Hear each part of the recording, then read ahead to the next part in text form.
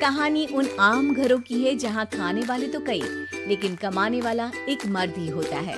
बावजूद इसके उससे उम्मीदें कम नहीं होती। देखिए जी, सामने वाले वर्मा जी कैसी अच्छी तरह से सफाई करते हैं छुट्टी वाले दिन अपने घर की, और एक आप हैं। अरे यार, उनके पास कार है, ऑफिस पास में है और हफ्ते में 2 दिन की छुट्टी होती है, तो फर्क तो पड़ता है ना। मेरी तो शादी ही गलत हो गई।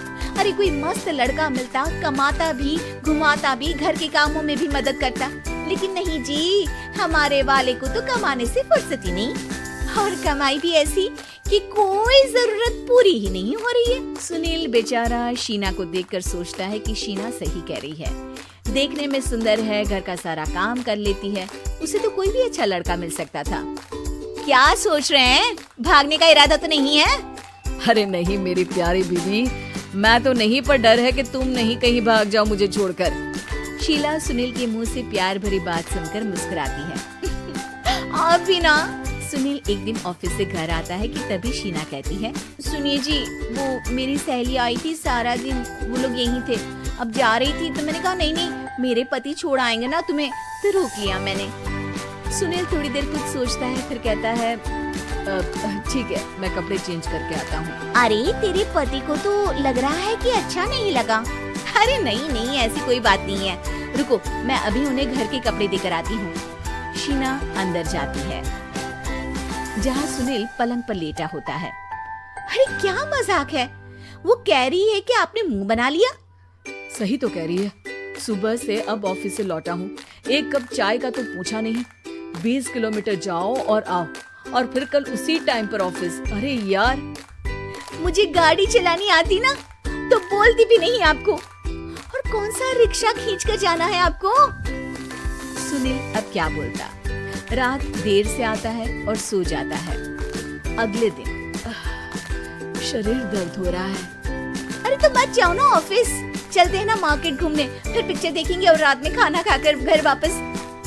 सुनील जब सारे दिन की थकान वाला शेड्यूल सुनता है तो वो सीधे सीधे ऑफिस के लिए तैयार हो जाता है।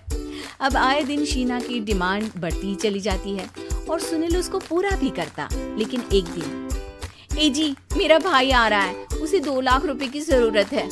हाँ तो मैं क्या करूँ शीना, मेरे पास इतने रुपए नहीं है। हाँ हाँ पता है नहीं है, लेकिन किसी से लेकर तो दे सकते हो ना। अरे मैं किससे मांगू, मेरे तो जानने में भी कोई नहीं है जिसके पास इतनी बड़ी रकम हो। तभी वहाँ शीना का भाई शीनू आ जाता है। जीजा जी कैसे हैं आप? मैं ठीक हूँ शीनू, अचानक इतनी बड़ी रकम की जरूरत कैसे पड़ गई?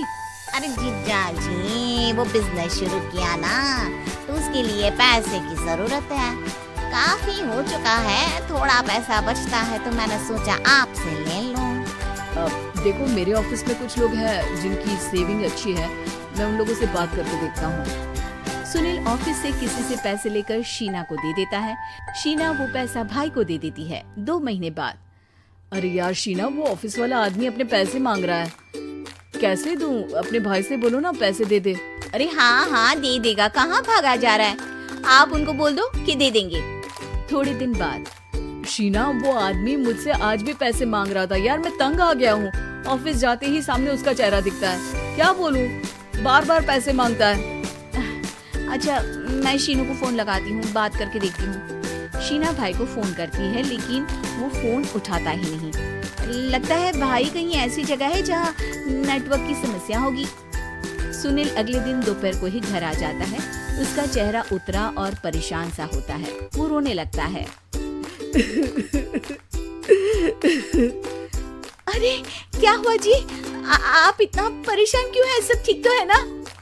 अरे नहीं शीना, कुछ ठीक नहीं है, मैं ठीक नहीं हूँ। तुम्हारे भाई के लिए मैंने जो पैसे लिए थे, उस आदमी ने आज भरे ऑफिस में सबके सामने मेरी बेइज्जती कर दी। सबके सामने आज मैं कर्जदार बनकर खड़ा था। मैंने हर वो प्रयास किया घर चलाने के लिए जो मैं कर सकता था, लेकिन अब नहीं होगा। वो फिर रोने लगता है। अरे आप तो औरतों की तरह रो रहे हैं, मर्द हैं आप। क्यों, आदमी के सीने में दिल नहीं होता, या फिर वो इंसान नहीं मशीन होता है? अरे मैं थक चुका हूँ शीना, तुम समझती क्यों नहीं? मैं भी शारीरिक और मानसिक रूप से थकता हूँ। मैं भी आराम करना चाहता हूँ, सुकून चाहता हूँ। मैं अब कुछ नहीं कर सकता। कुछ नहीं।